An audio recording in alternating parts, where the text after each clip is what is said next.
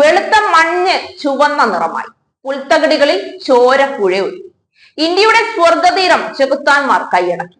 ജമ്മു കാശ്മീരിലെ പഹൽഗാമിൽ വിനോദസഞ്ചാരികൾക്ക് നേരെയുണ്ടായ ഭീകരാക്രമണത്തിൽ കൊല ചെയ്യപ്പെട്ടവരുടെ എണ്ണം 29 ഉയർന്നു.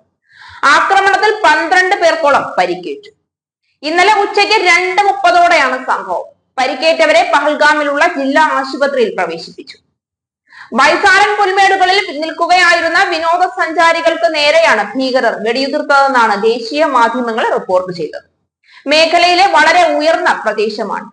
നടന്നും കുതിരപ്പുറത്ത് കയറിയുമൊക്കെയാണ് ആളുകൾ ഇവിടെ എത്തിച്ചേരാറുള്ളത്. വളരെ അടുത്ത് നിന്ന് 3-4 പേർ വെടിയുതിർക്കുകയായിരുന്നുവെന്നാണ് ദൃക്സാക്ഷികൾ പറയുന്നത്.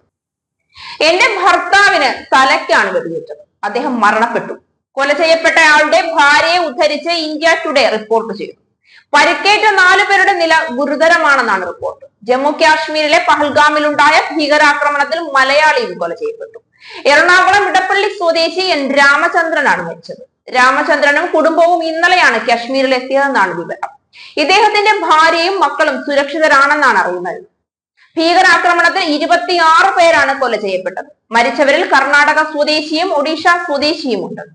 കർണാടകത്തിൽ നിന്നുള്ള മഞ്ജുനാഥ് റാവു ആണ് കൊല ചെയ്യപ്പെട്ട ഒരാൾ. മറ്റുള്ളവരുടെ പേര് വിവരങ്ങൾ ഇതുവരെയും ലഭ്യമായിട്ടില്ല. പ്രാദേശികരായ 2 പേരും 2 വിദേശികളും മരിച്ചതായും റിപ്പോർട്ടുകളുണ്ട്. പഹൽഗാം ഭീകരാക്രമണത്തിന്റെ പശ്ചാത്തലത്തിൽ കേരളീയർക്ക് സഹായവും സേവനങ്ങളും വിവരങ്ങളും ലഭ്യമാക്കുന്നതിന് സജ്ജീകരണം ഏർപ്പെടുത്താൻ മുഖ്യമന്ത്രി പിണറായി വിജയൻ നോർക്ക റൂട്ട്സിന് നിർദ്ദേശം നൽകി. അതേസമയം കേരളത്തിൽ നിന്ന് കശ്മീർ സന്ദർശിക്കാൻ പോയ ഹൈക്കോടതി ജസ്റ്റിസുമാരായ justice Anil K Narendran, justice PG Ajith Kumar, justice Girish എന്നിവർ നിലവിൽ സുരക്ഷിതരാണെന്ന് നോർക്ക അറിയിച്ചു. ഇവർ ശ്രീനഗറിലുള്ള ഹോട്ടലിലാണ് കഴിയുന്നത്. നാളെ ഇവർ നാട്ടിലേക്ക് മടങ്ങും.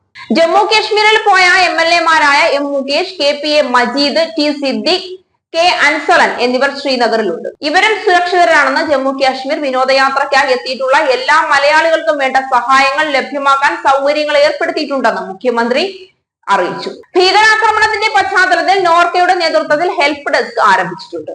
ഈ സേവനം ഉപയോഗപ്പെടുത്തുന്നതിന് നോർക്ക ഗ്ലോബൽ കോൺടാക്ട് സെന്ററിന്റെ ടോൾ ഫ്രീ നമ്പറിൽ ബന്ധപ്പെടാവുന്നതാണ്. കേന്ദ്ര ആഭ്യന്തരമന്ത്രി അമിത്ഷാ ശ്രീനഗറിലെത്തി.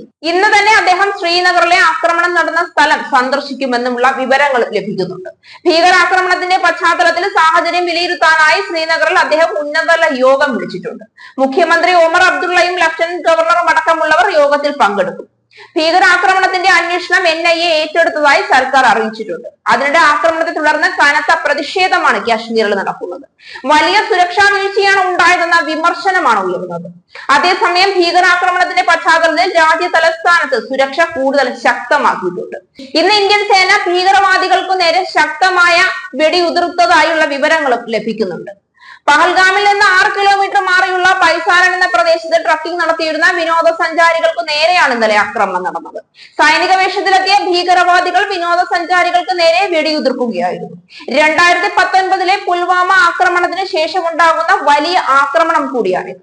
ഇതിന് ശക്തമായ പ്രതിരോധം തന്നെ ഇന്ത്യൻ സേനയുടെ ഭാഗത്തു നിന്നുണ്ടാകുമെന്ന ഉറപ്പിൽ കാത്തിരിക്കുകയാണ് ഓരോ ഇന്ത്യക്കാരും.